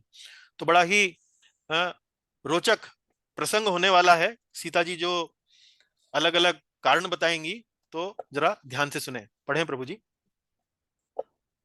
श्री राम के ऐसा कहने पर प्रियवादिनी विदेह कुमारी सीता जी, जो सब प्रकार से अपने स्वामी का प्रेम पाने योग्य थी, प्रेम से ही कुछ कुपित होकर पति से इस प्रकार बोली। हाँ, तो सीता जी के स्वभाव का अलग अलग वर्णन किया गया यहाँ पर। ऐसा कहने पर प्रियवादिनी, प्रियवादिनी मतलब सीता जी जो थी वो अपने भाषण में, अपने वार्ता में बड़ा प्रिय शब्दों का उपयोग करती थी। उनके शब्दों में कहीं भी कोई कठोरता, कहीं भी कोई आ, आ, हल्कापन नहीं था। तो प्रियवादिनी विदेह कुमारी सीता जो सब प्रकार से अपने स्वामी का प्रेम पाने के योग्य थी। सब प्रकार से अपने स्वामी का प्रेम पाने योग्य का अर्थात क्या, कि वास्तव में एक आदर्श पत्नी थी, आदर्श पत्नी थी, और सब प्रकार से अपने स्वामी का प्रेम पाने के योग्य थी। पर जो सीता देवी प्रियवादिनी है, सब प्रकार से स्वभाव से अपने स्वामी का प्रेम पाने के योग्य हैं, उसी प्रेम के कारण अब वे क्रोधित होती हैं। क्रोधित मतलब ऐसा नहीं है कि तीव्र क्रोध है, लेकिन थोड़ा सा उनके मन में क्रोध का भाव है, और इसी क्रोध के भाव से प्रेरित होकर, कुपित होकर वे अपने पत्नी से अब कुछ वचन जो हैं वो कहती हैं। तो यहीं पर इसी श्लोक के साथ वाल्मीकि रामायण में जहां पर कुछ टीका दी गई है, उस टीका में बताया गया है कि कैसे व्यक्ति का जो धर्म है, वाल्मीकि जी इस श्रीमद् वाल्मीकि रामायण के माध्यम से हमें सिखा रहे हैं। तो वास्तव में वैदिक संस्कृति के अनुसार हम सभी को अपने अपने वर्ण और आश्रम के अनुसार धर्म का आचरण करना चाहिए। ब्राह्मण, क्षत्रिय, वैश्य, शूद्र, ब्रह्मचर्य, गृहस्थ, वानप्रस्थ, सन्यास, 4 वर्ण और 4 आश्रम इस प्रकार बताए गए हैं। तो हर वर्ण और हर आश्रम का एक अपना अपना धर्म है। पर वर्तमान समय में इस प्रकार से वर्ण और आश्रम जो हैं वो धर्म जो है उनके इतना प्रबलता से उनको निभा पाना इतना संभव नहीं होता है, क्योंकि कई बात तो लोगों को पता ही नहीं होता कि उनका वर्ण क्या रह गया है। सामान्य तो रूप से सभी लोग जो हैं वो अक्सर नौकरी पेशा व्यवसायों में हैं या कोई व्यापार इत्यादि कर रहे हैं, लेकिन अपना वर्ण क्या है वो लोग इतना नहीं जानते हैं। पर फिर भी सामान्य रूप से हर व्यक्ति को, हर वर्ण के व्यक्ति को किस प्रकार आचरण करना चाहिए, उसकी शिक्षा हमें श्रीमद् भागवत से मिलती है। तो इस श्लोक की टीका में वहां पर श्रीमद् भागवत में जो सामान्य रूप से जो हमारा धर्म होना चाहिए, सामान्य रूप से जो हमारा धर्म का जो निर्वाह होना चाहिए, जो व्यवहार होना चाहिए, उसके बारे में एक श्लोक है। और उसके बाद कुछ ऐसे श्लोक भी दिए गए हैं जो स्त्री धर्म से संबंधित हैं। स्त्री को कैसे अपना विशेष रूप से पत्नी को अपना कैसे धर्म जो है उसका निर्वाह करना चाहिए, उस पर भी कुछ श्लोक दिए गए हैं। तो हम पहले अगला श्लोक पढ़ने से पहले यहाँ पर उन श्लोकों का थोड़ा सा एक बार देखेंगे, उनको पढ़ेंगे, क्योंकि ये श्लोक जो है वास्तव में बड़े मूल्यवान श्लोक हैं और बताते हैं कि किस प्रकार से हमें अपने धर्म का आचरण करना चाहिए। तो देखिए, ये श्लोक जो है सामान्य धर्म को लेकर है कि जो चारों वर्णों के लोग हैं उन पर लागू होता है, चाहे वो ब्राह्मण हो, क्षत्रिय हो, वैश्य हो, शूद्र हो, कोई भी उसका वर्ण हो, हर वर्ण के व्यक्ति पर ये श्लोक जो है वो लागू होता है। तो मेरे साथ साथ दोहराएं राकेश जी। अहिंसा सत्यमस्त्येकम, अहिंसा सत्यमस्तेयम्, काम क्रोध लोभता, काम क्रोध लोभता, भूत प्रिय हितेहा च, प्रिय इतेह च, धर्मोऽयं सार्ववर्णिकः। धर्मोऽयं सार्ववर्णिकः। तो ये 11वें अहिंसा। स्कंद, एक मिनट, 11वें स्कंद के 17वें अध्याय में श्लोक आता है। और धर्मोऽयं सार्ववर्णिकः, ये समाज के सभी सदस्यों के कर्तव्य हैं। पढ़िए प्रभु जी, कौन कौन से कर्तव्य हैं जी। सत्य, ईमानदारी, अन्यों के लिए सुख तथा कल्याण की इच्छा एवं काम क्रोध तथा लोभ से मुक्ति, ये समाज के सभी सदस्यों के कर्तव्य हैं। कौन कौन से बताए हैं? देखिए, अहिंसा, सत्यम, सत्य, अस्त्येकम, अस्त्येकम अर्थात सत्यनिष्ठा, सत्यनिष्ठा बोलते हैं ईमानदारी को, और काम क्रोध लोभता, काम क्रोध तथा लोभ से मुक्ति, और भूत प्रिय हितेहा, भूत प्रिय, भूत प्रिय मतलब अन्य प्राणी, अन्य प्राणियों का हित, तो अन्यों के लिए सुख तथा कल्याण की इच्छा, एवं काम क्रोध तथा लोभ से मुक्ति। तो आपको भले ही अपना कोई वर्ण ना मालूम हो, आपको भले ही इस बारे में जानकारी ना हो कि मेरा वास्तव में मेरा व्यवहार किस प्रकार का होना चाहिए, लेकिन ये जो कुछ बातें यहाँ पर बताई गई हैं कि अहिंसा रखना, सत्य भाषण करना, ईमानदार रहना, अन्यों के लिए सुख तथा कल्याण की इच्छा करना, किसी प्रकार की कामना, क्रोध, लोभ इत्यादि जो है वो अपने मन में ना रखना, ये समाज के सभी सदस्यों का कर्तव्य है, सभी सदस्यों का, चाहे वो कोई भी वर्ण का हो। आगे देखें, एक मिनट रुकें जरा जी। अब यहाँ पर कुछ श्लोक जो हैं 25, 26, 27 और 28, 4 श्लोकों में स्त्री धर्म की व्याख्या श्रीमद् भागवत में की गई है। तो पहले वो भी देखेंगे। स्त्रीणाम च पतिदेवानाम स्त्रीणां च पतिदेवानां तच्छ्रु तच्छुश्रूषा अनुकूलता, तच्छुश्रूषानुकूलता, तदबंधुष्व अनुवृत्तिश्च, तदबन्धुष्वनुवृत्तिश्च, नित्यं तत्व्रतधारणम्। नित्यम तद्व्रत धारणम। पढ़िए। पति की सेवा करना, अपने पति के अनुकूल रहना, पति के संबंधियों तथा मित्रों के प्रति भी समान रूप से अनुकूल रहना, तथा पति के व्रतों का पालन करना, ये 4 नियम पतिव्रता स्त्री के लिए पालनीय हैं। तो ये सब चर्चा क्यों रही है? क्योंकि सीता जी जो है उनको बताया गया है कि वे वास्तव में अपने पूर्ण रूप से अपने पति का प्रेम पाने के लिए योग्य थी। तो एक पत्नी के जो कर्तव्य हैं, अपनी पत्नी का जो एक व्यवहार है, जो उसका स्त्री का जो धर्म है, उनकी सबकी व्याख्या यहाँ पर उस श्लोक की टीका में की गई है। और उसकी टीका में इन सभी श्लोकों को श्रीमद् भागवत से यहाँ पर बताया है। तो इसीलिए हम यहाँ पर ये श्लोक देख रहे हैं। कौन कौन सी बातें बताई हैं? तत् शुश्रूषा, शुश्रूषा मतलब सेवा, तत् मतलब पति की सेवा करना। अनुकूलता, अपने पति के अनुकूल रहना, अपने पति के अनुकूल रहना, जिस प्रकार से पति का उसका जो प्रयोजन है, उसका जो ध्येय है, लक्ष्य है, उसका जो कार्य है, उसके अनुकूल अपने आप को बनाना। ऐसा नहीं है कि पति जो है एक प्रकार का कार्य करना चाहते हैं और आप जो है उसमें प्रतिकूलता मिला दें कि भाई नहीं, ऐसे नहीं, आप ऐसे करें या वैसे करें। आप विनम्रता से सलाह दे सकते हैं, लेकिन अनुकूल जितना आप रहें उतना आपके अच्छा रहेगा स्त्री के लिए। उसके बाद तद बंधुष्व अनुवृत्तिश्च, तद तद मतलब पति के, बंधुष्व बंधु मतलब उनके जो संबंधी हैं, उनके जो मित्र हैं, उनके लिए भी, उनके प्रति भी समान रूप से अनुकूल रहना। उसके बाद नित्यम तद व्रत धारणम, पति के व्रतों का पालन करना। पति के व्रतों का पालन करना अर्थात मान लीजिए पति ने कोई व्रत लिया है, पति ने कोई व्रत लिया है तो उसका अनुकूलता से पालन करना। मान लीजिए पति ने व्रत लिया है कि भाई हम एक दिन इस प्रकार का उपवास रखेंगे, तो संभव हो तो पत्नी भी जो है उस प्रकार से उपवास रखे। तो इस प्रकार से ये 4 नियम पतिव्रता स्त्री के लिए पालनीय हैं। तो चाणक्य पंडित का एक कथन है, दंपत्यो कलहो नास्ति तत्र श्री स्वयं आगतः। तो यहाँ पर ये जो 4 बातें बताई गई हैं, यदि कोई व्यक्ति चाहता है कि उसका पारिवारिक जीवन, उसका जो वैवाहिक जीवन जो है वो, यदि कोई स्त्री चाहती है कि उसका वैवाहिक जीवन अनुकूल रहे, उसमें कहीं कोई लड़ाई झगड़ा ना हो, तो वो इन प्रकार के 4 नियमों को यदि अपने जीवन में अपनाएगी तो उसका पारिवारिक जीवन जो है, दाम्पत्य जीवन जो है वो बड़ा ही सुख शांतिपूर्ण रहेगा। तो चाणक्य पंडित का कथन भी है, दंपत्यो कलहो नास्ति तत्र श्री स्वयं आगतः। तो जहां पति पत्नी में झगड़ा नहीं होता है, वहां वास्तव में भाग्य की देवी लक्ष्मी स्वयं उस घर में आती है। और झगड़ा क्यों ना हो और क्यों उसके झगड़ा उपजे ही ना किसी के पारिवारिक जीवन में, दाम्पत्य जीवन में, उसका सूत्र जो है वो आप यहाँ पर इन 4 श्लोकों में देख सकते हैं।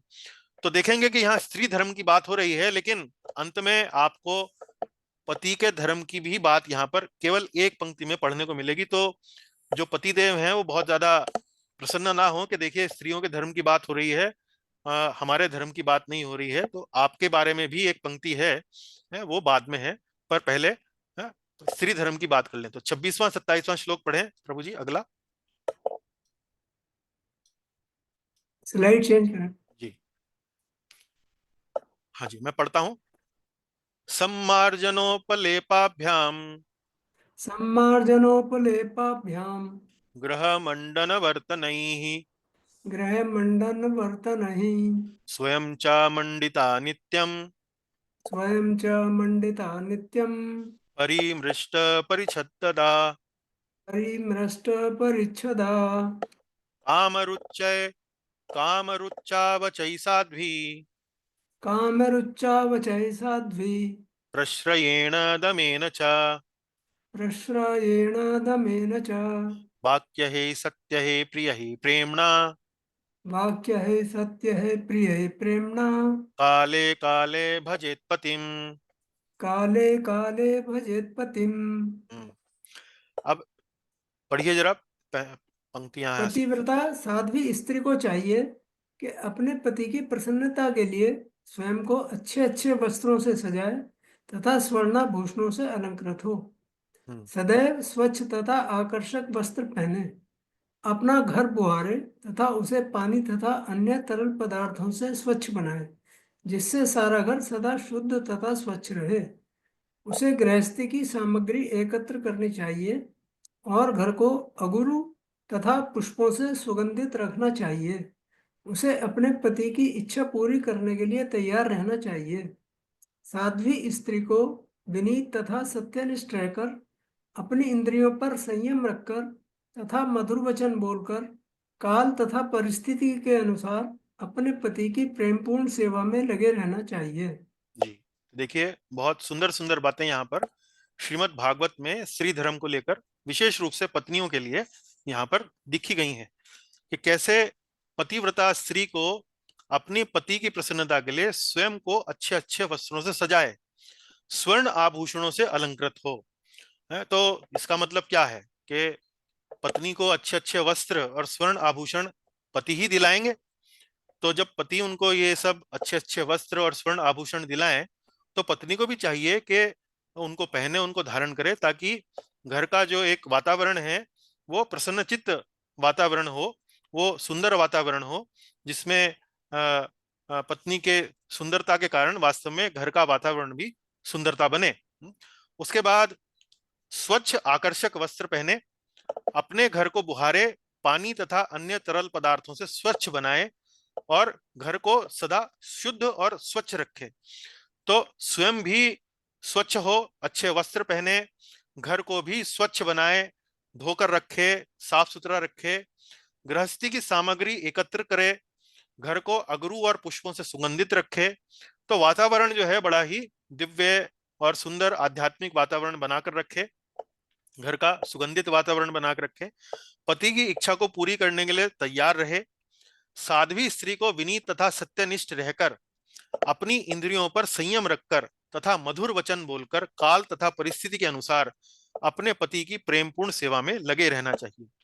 विनीत रहे, विनम्र रहे, सत्यनिष्ठ, सत्यनिष्ठ मतलब यह है कि कपट ना हो, जो सरलता हो, एक ईमानदारी हो, इंद्रियों पर संयम हो, बहुत ज्यादा इंद्रियों पर नियंत्रण ना खोए, मधुर वचन बोलकर मधुर भाषी हो, काल तथा परिस्थिति के अनुसार, मान लीजिए काल तथा परिस्थिति के अनुसार अर्थात मान लीजिए पति जो है वो किसी कार्य में व्यस्त हैं या किसी कार्य के कारण परेशान हैं, या काल देखकर, परिस्थिति देखकर उसी के अनुसार अपने पति की प्रेमपूर्ण सेवा में लगे रहना चाहिए। तो इस प्रकार से यहाँ पर 26वें 27वें श्लोक में स्त्री धर्म को लेकर यहाँ पर अन्य कुछ बातें बताई गई हैं।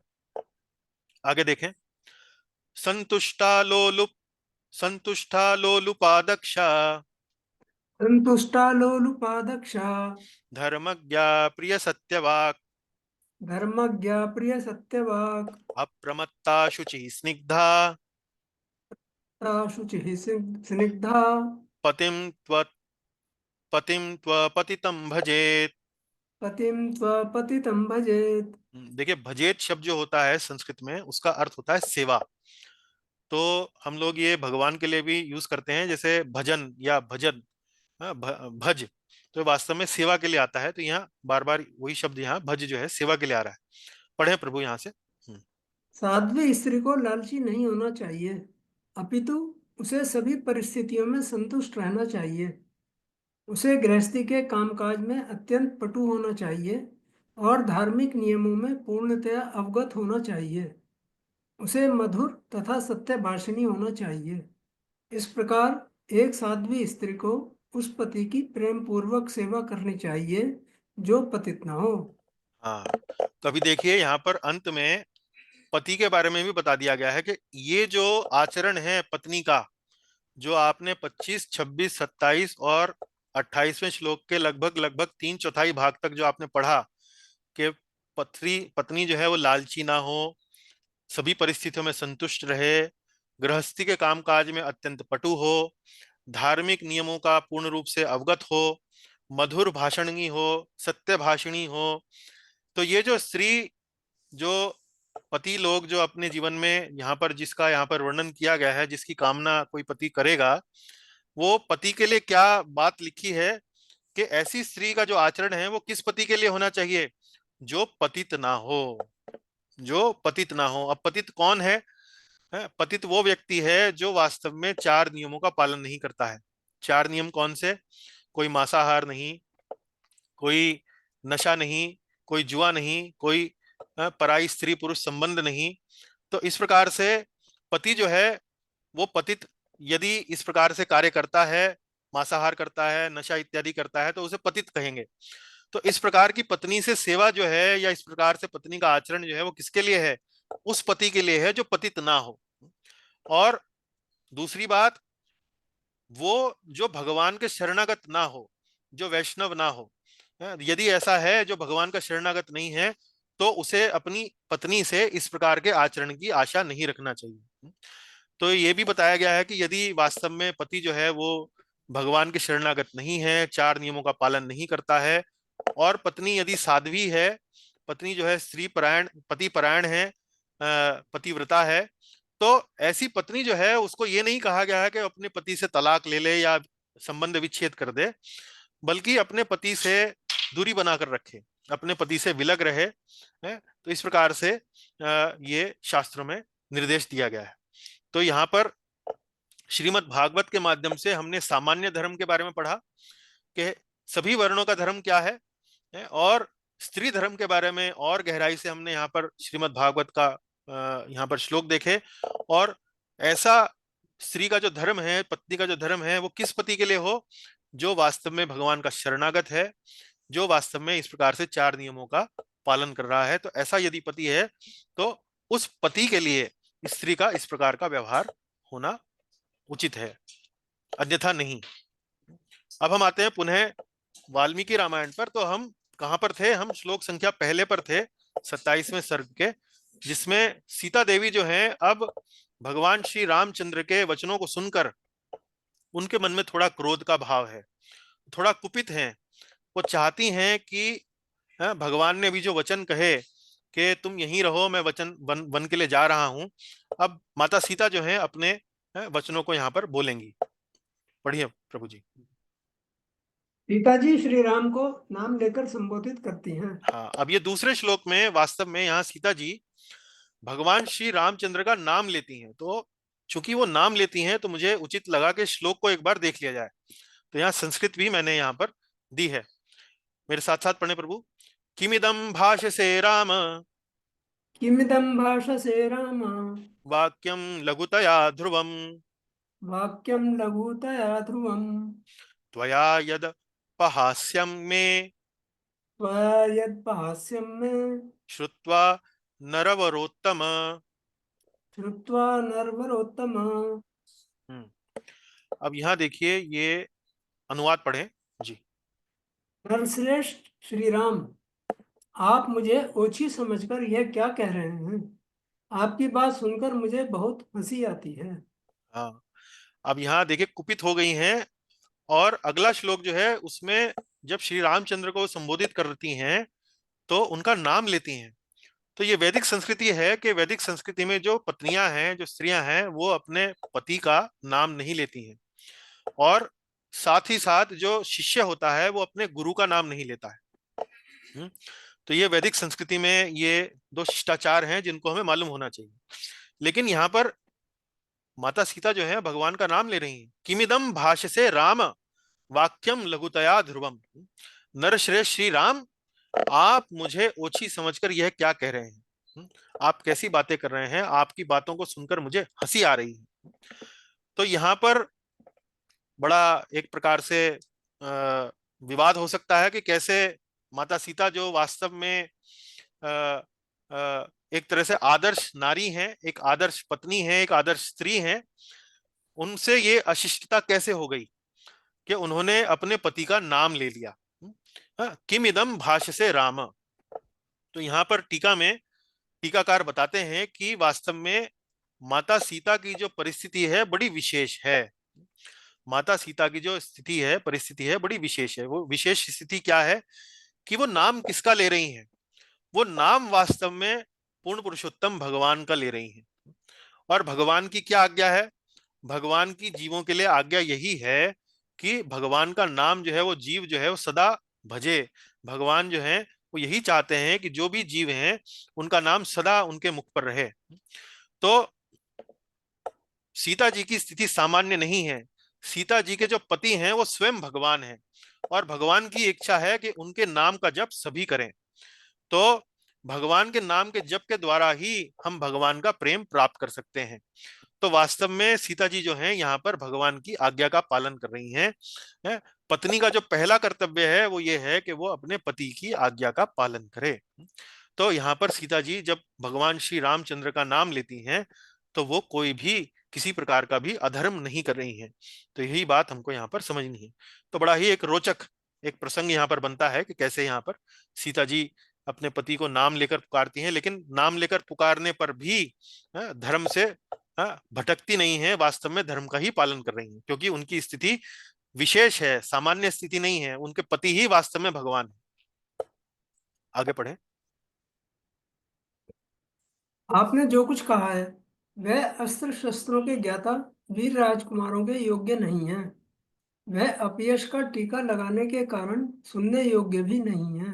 हाँ, उनके मन में अब क्रोध का भाव है, तो इसलिए अपने पति के साथ प्रतिकार कर रही हैं। उनको थोड़े से कटु लगने वाले शब्दों का उपयोग कर रही हैं कि अपयश का टीका लगाने के कारण सुनने योग्य बात नहीं कर रहे हैं आप इतने बड़े अस्त्र शस्त्रों के ज्ञाता होने के बाद भी जो बात कर रहे हैं वो सुनने के योग्य नहीं है। इस प्रकार से अपने पति को थोड़ा सा क्रोधित हो रही हैं। आगे पढ़े। अरे पुत्र, पिता माता भाई पुत्र और पुत्रवधू ये सब पुण्यादि कर्मों का फल भोगते हुए अपने अपने भाग्य शुभाशुभ कर्म के अनुसार जीवन निर्वाह करते हैं। आर्य पुत्र। तो देखिए अलग अलग संबोधन यहाँ वाल्मीकि रामायण में आप देखेंगे कैसे एक पात्र दूसरे पात्रों को अलग अलग संबोधनों से बुलाता है, और संबोधन बड़े रोचक हैं। जैसे पिछले श्लोक में नर श्रेष्ठ, नरेश्वर, नरेश्वर मतलब राजा के लिए यह शब्द उपयोग होता है। राजा जो है वो ईश्वर बोलते हैं कंट्रोलर को, नियंता को। तो नरों के ईश्वर, नरों पर कंट्रोल करने वाले, तो यहाँ राजा कहकर उनको संबोधित कर रही हैं। भले ही भगवान का, श्री रामचंद्र का राज्याभिषेक नहीं हुआ हो, लेकिन फिर भी उनको नरेश्वर कह रही हैं।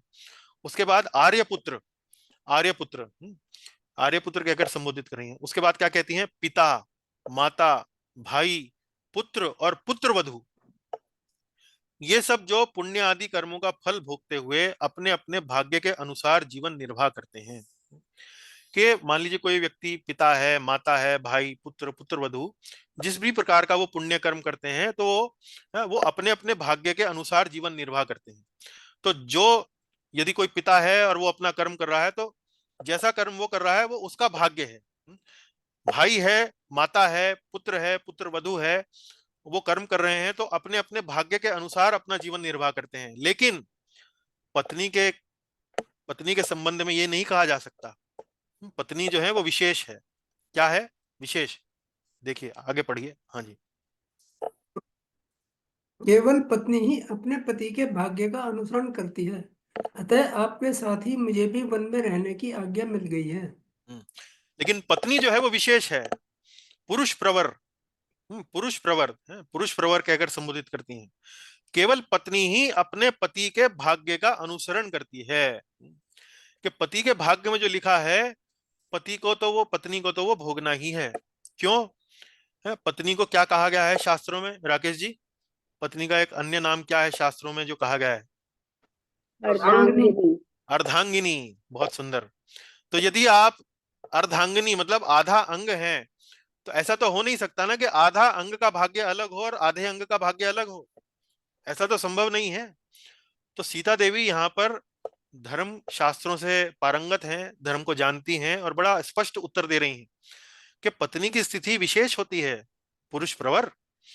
पत्नी जो है वो अर्धांगिनी है, और अर्धांगिनी होने के कारण जो पति का भाग्य है वही वास्तव में पत्नी का भी भाग्य है।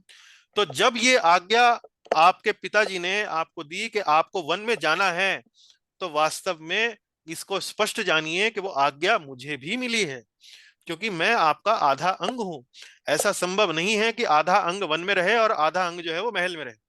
ऐसा संभव नहीं है।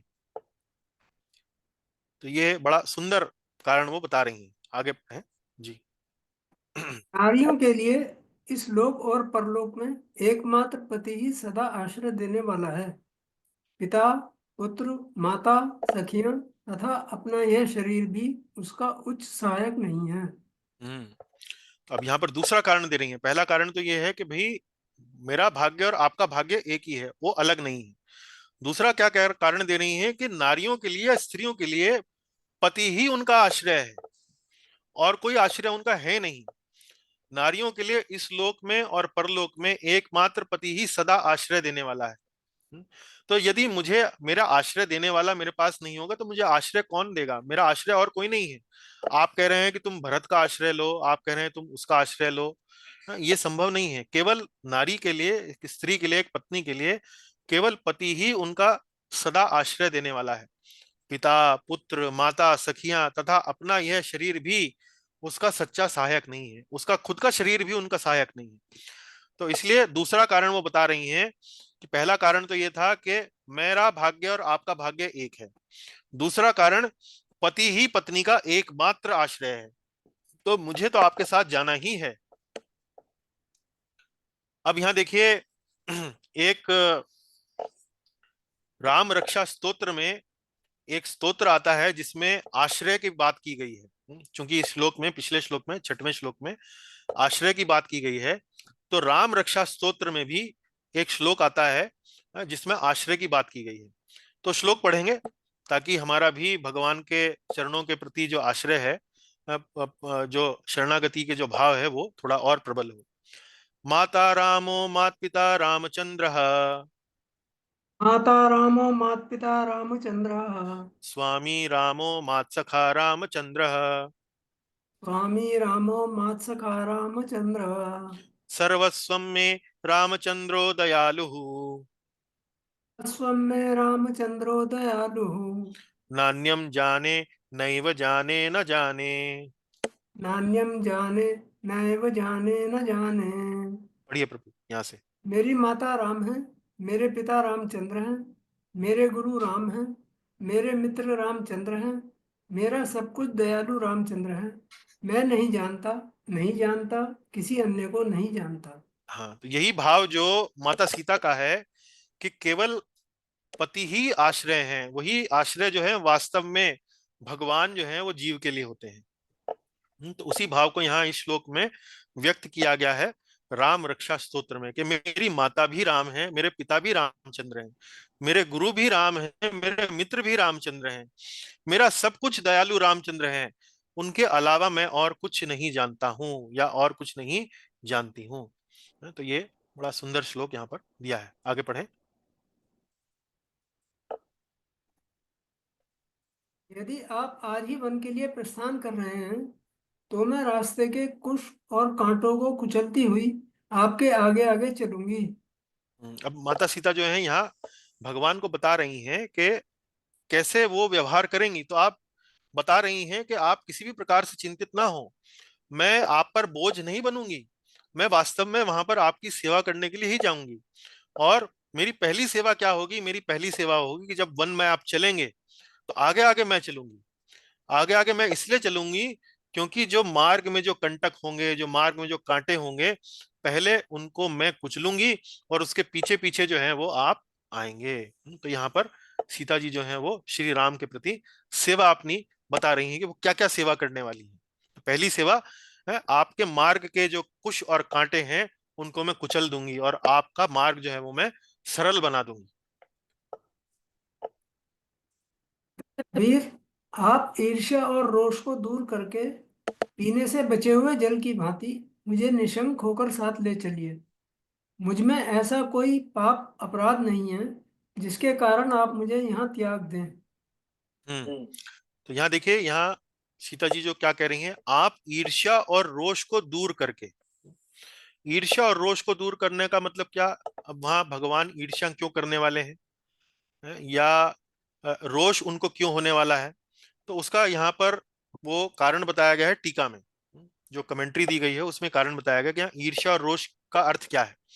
तो ईर्ष्या का अर्थ यह है कि भगवान कहीं ऐसा ना सोच लें या इस बात से ईर्ष्या ना कर लें कि मैं चूंकि आपका अनुसरण करने वाली हूं तो मैं अपना जीवन सफल कर लूंगी। तो हो सकता है कि इस बात से आपको ईर्ष्या हो, तो आपको ईर्ष्या ना करें। और रोष, रोष मतलब क्या? कि एक पति पत्नी को वास्तव में पति के अनुकूल व्यवहार करना चाहिए। और पति क्या कह रहे हैं कि तुम यहाँ घर पर रहो, भरत की देखभाल में रहो, इस प्रकार से व्यवहार करो, और मैं यहाँ पर नहीं चाहती हूँ घर पर रहना, मैं वास्तव में चाहती हूँ आपके साथ चलना। तो चूंकि मैं आपकी बात को विरोध कर रही हूँ, आपकी बात को नहीं मान रही हूँ, तो हो सकता है कि आपके मन में एक प्रकार का रोष हो, एक प्रकार का क्रोध हो।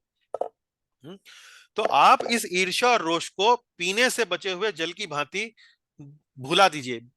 तो पीने से बचे हुए जल का अर्थ क्या हुआ यहाँ पर, जिसे कहते हैं झूठा पानी। तो वैदिक संस्कृति में जो झूठा होता है उसको एक बार फिर से उसका प्रयोग नहीं किया जाता है। कोई वस्तु झूठी होती है तो उसका त्याग कर दिया जाता है। तो माता सीता कह रही हैं कि ईर्ष्या और रोष को आप वैसे ही त्याग कर दें जैसे पीने से बचे हुए जल का त्याग कर दिया जाता है, और निशंक होकर, बिना किसी शंका के आप मुझे साथ ले चलिए। मुझ में ऐसा कोई पाप अपराध नहीं है जिसके कारण आप मुझे यहाँ त्याग दें। तो अपना एक प्रकार से अपना केस, अपना अपना पक्ष जो है वो श्री राम के प्रति के सामने उनके समक्ष जो है वो देवी सीता जो है वो प्रस्तुत कर रही हैं। आगे पढ़े। सुंदर में विमानों में घूमना, सिद्धियों द्वारा आकाश में विचरना इन सबसे श्रेष्ठ है। सभी अवस्थाओं में पति के चरणों के आश्रय में रहना। हाँ, तो यहाँ देवी सीता जो है पत्नी का कर्तव्य बता रही हैं कि भाई पति पत्नी का कर्तव्य तो वास्तव में अपने पति के चरणों के आश्रय में रहना है। सबसे सुख जो है उसका, सबसे बड़ा सुख जो है उसका पति के साथ रहने में है। सुंदर महलों में रहना, बड़े बड़े विमानों में घूमना, बड़ी बड़ी सिद्धियां प्राप्त करके आकाश में विचरण करना, जैसे अष्ट सिद्धियां बताई गई हैं योग शास्त्र में, अणिमा लघिमा इत्यादि। तो सिद्धियां विद्या प्राप्त करना, बड़े बड़े ऐश्वर्य में रहना, ये सब पत्नी को उनका आकर्षण नहीं रहना। यदि चुनना पड़े पति के साथ रहना है या इस वैभव में रहना है, इस ऐश्वर्य में रहना है, तो पत्नी को वास्तव में अपने पति को ही चुनना चाहिए, उनके ही आश्रय में रहना चाहिए। भले ही पति वैभवशाली ना हो, भले ही पति बड़ा सिद्धिवान वाला ना हो, इस प्रकार से कह रही हैं जी। मुझे किसके साथ कैसा व्यवहार करना है, इस विषय में मेरे माता पिता ने मुझे पहले ही शिक्षा दी है। इस विषय में मुझे कोई उपदेश देने की आवश्यकता नहीं है। हाँ तो कह रही हैं कि देखिए, मुझे मत समझाइए, मुझे मत सिखाइए कि मुझे कैसे व्यवहार करना चाहिए। मेरे माता पिता ने मुझे पहले ही बताकर भेजा था, मुझे पहले ही सिखाकर भेजा था कि बेटी जब तुम ससुराल जाओ तो पति से ऐसा व्यवहार करना, पति के पिता से, अपने ससुर से ऐसा व्यवहार करना। तो इस शिक्षा मेरी माता पिता मुझे पहले ही दे चुके हैं, तो कृपा करके मुझे वो सब मत सिखाएं। आगे बढ़े। अतः नाना प्रकार के वन्य पशुओं से व्याप्त तथा सिंहों और व्याघ्रों से सेवित उस निर्जन एवं दुर्गम वन में मैं अवश्य चलूंगी। हाँ, तो ये मत समझाएं मुझे कि मैं वास्तव में मुझे किसकी शरण लेनी चाहिए, मुझे भरत की शरण लेनी चाहिए, कैसा व्यवहार करना चाहिए। मेरे पिता ने, माता ने सब बता रखा है। और आप ये भी चिंता ना करें कि वन में कोई पशु होंगे, सिंह होंगे, व्याघ्र होंगे, हैं, उनसे मैं वास्तव में डरूंगी या भयभीत होंगी। नहीं, ऐसा कुछ नहीं होगा। ऐसे निर्जन दुर्गम वन में मुझे कोई कष्ट नहीं होगा, मैं आपके साथ रहूंगी। तो मुझे अवश्य लेकर चलें। मैं तो जैसे अपने पिता के घर में रहती थी, उसी प्रकार उस वन में भी सुखपूर्वक निवास करूंगी। वहां तीनों लोगों के ऐश्वर्य को भी कुछ न समझती हुई मैं सदा पतिव्रत धर्म का चिंतन करती हुई आपकी सेवा में लगी रहूंगी। हाँ, तो मैं आप पर बोझ नहीं बनने वाली हूँ, वैसे ही सुख से रहूंगी जैसे अपने पिता के यहाँ रहती थी। है, तीनों लोगों के ऐश्वर्य को भी मैं तुच्छ समझूंगी और अपने पति धर्म का पालन करती हुई आपकी सेवा ही करूंगी। आप कृपया करके मुझे बस ले चलें, मुझे यहाँ मत छोड़ें। वीर, नियम पूर्वक रहकर ब्रह्मचर्य व्रत का पालन करूंगी और सदा आपकी सेवा में तत्पर रहकर आप ही के साथ मीठी मीठी सुगंध से भरे हुए वनों में विचरूंगी। हाँ, तो यहाँ देखिए, यहाँ थोड़ा सा देवी सीता का नारी सुलभ स्वभाव जो है वो प्रकट हो रहा है। तो स्त्रियों की, पत्नियों की अक्सर इच्छा रहती है कि वो पति के साथ कहीं अलग अलग स्थानों पर घूमने जाएं। तो माता सीता भी वो इच्छा व्यक्त कर रही हैं कि मैं नियम पूर्वक रहूंगी, ब्रह्मचर्य व्रत का पालन करूंगी, सदा आपकी सेवा करूंगी, और वहां पर जो वन में जो सुंदर सुंदर दृश्य वाले जो स्थान होंगे, मीठी मीठी सुगंध पुष्पों से जो मीठी मीठी सुगंध भरे वहां पर जो उद्यान होंगे, जो अलग अलग झीलें होंगी वहां पर, जो वातावरण होगा, प्राकृतिक वातावरण होगा, उसकी सुंदरता को मैं वास्तव में निहारूंगी, वहां पर विचरण करूंगी। तो ये बात बता रही है उनको कि वहां पर ऐसा नहीं है कि केवल सब कुछ भयभीत करने वाला है, कष्ट देने वाला है, कांटे हैं, पशु पक्षी हैं, भले बड़े बड़े सिंह हैं, व्याघ्र हैं, ऐसा नहीं है। वहां पर बड़े सुंदर सुंदर रमणीय स्थान भी होंगे, तो मैं आपकी सेवा करूंगी और वहां पर उनका भी आनंद मैं उठाऊंगी। तो निश्चित कर रही हैं कि आप चिंतित ना करें कि आपको लगे कि भाई मैं अगर वन में जाऊंगी तो वहां मेरे मनोरंजन का कोई साधन नहीं होगा, ऐसा नहीं है। वहां पर भी मेरे मनोरंजन का साधन होगा और आप निश्चिंत रहें। जी। तो मान देने वाले श्री राम, आप तो वन में रहकर दूसरे लोगों की भी रक्षा कर सकते हैं, फिर मेरी रक्षा करना आपके लिए कौन सी बड़ी बात है? हाँ, आप तो बड़े वीर हैं, सबकी रक्षा कर सकते हैं, तो मेरी रक्षा भी कर सकते हैं। तो इस बात की चिंता यदि आपको है कि भाई मेरी वहां पर रक्षा नहीं होगी, तो आप तो स्वयं मेरे साथ होंगे, तो मेरी रक्षा क्यों नहीं होगी? तो इसकी चिंता भी ना करें आप, क्योंकि आप मेरे साथ हैं, तो उस बात की भी कोई चिंता नहीं होनी चाहिए। जी। महाभाग, अतः मैं आपके साथ आज अवश्य वन में चलूंगी, इसमें संशय नहीं है। तैयार हूँ, मुझे किसी तरह भी नहीं रोका जा सकता। अब वो दृढ़ता दिखा रही है कि नहीं मैं तो चलूंगी। देखिए, मैं आपको कारण बता रही हूँ कि आप कि मैं अर्धांगिनी हूँ, ऐसा संभव ही नहीं है कि आप अलग जाएं और मैं अलग जाऊं। आपका भाग्य और मेरा भाग्य एक है, आप ही मेरे आश्रय तत्व हैं। तो मैं अवश्य आपके साथ बन चलूंगी, मैं हर तरह से चलने के लिए तैयार हूँ। तो इस बात से बार बार भगवान को वो प्रेरित कर रही हैं कि वे भी उनको साथ लेकर चलें। चलकर मैं आपको कोई कष्ट नहीं दूंगी, सदा आपके साथ रहूंगी और प्रतिदिन फल मूल खाकर ही निर्वाह करूंगी। आप संदेह ना करें। हाँ, तो मैं आप पर कोई बोझ नहीं बनने वाली हूँ, कोई कष्ट नहीं देने वाली हूँ, कोई डिमांड नहीं करने वाली हूँ कि मुझे ये भोजन खाना है, वो भोजन खाना है। जो वहां मिलेगा, फल मिलेगा, मूल मिलेगा, कंद मिलेंगे, जो वहां मिलेगा वो ही मैं खाकर रहूंगी। आप बस मुझे लेकर चलें। आपके आगे आगे चलूंगी, आपके भोजन कर लेने पर जो कुछ बचेगा उसे ही खाकर रहूंगी। प्रभु, मेरी बड़ी इच्छा है कि आप बुद्धिमान प्राणनाथ के साथ निर्भय हो वन में सर्वत्र घूमकर पर्वतों, छोटे छोटे तालाबों और सरोवरों को देखूं। हाँ, तो यहाँ पर वही बात कि किसी भी प्रकार का कष्ट आप ना समझें कि मेरे कारण आपको होगा। जो आप बचा कुचा आपका रह जाएगा वही खाकर निर्वाह कर लूंगी। लेकिन मुझे आप साथ लेकर चलें, वहां पर भी बहुत कुछ देखने के लिए है, बहुत कुछ मनोरंजन का साधन वहां पर भी है। तो आप कृपया करके मुझे साथ लेकर चलें, बस आपका साथ मुझे चाहिए। जी। आप मेरे वीर स्वामी हैं, मैं आपके साथ रहकर सुखपूर्वक उन सुंदर सरोवरों की शोभा देखना चाहती हूँ जो श्रेष्ठ कमल पुष्पों से सुशोभित हैं तथा जिनमें हंस और कारंडव आदि पक्षी भरे रहते हैं। तो वन में मिलने वाली जो प्राकृतिक सुंदरता है, उसको लेकर सीता जी के मन में बड़ा उत्साह लगता है यहाँ पर।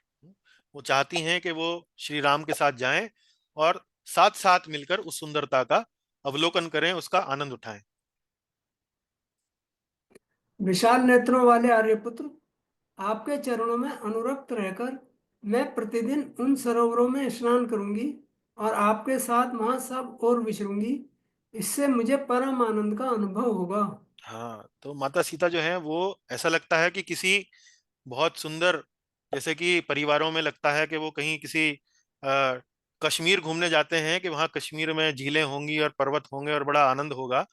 तो ऐसा लगता है कि माता सीता कहीं वन में नहीं जा रही हैं, अपने पति के साथ हैं। तो ऐसा लगता है कि वो कहीं किसी पर्यटन स्थल में आनंद करने, विहार करने और मनोरंजन करने जा रही हैं। जी।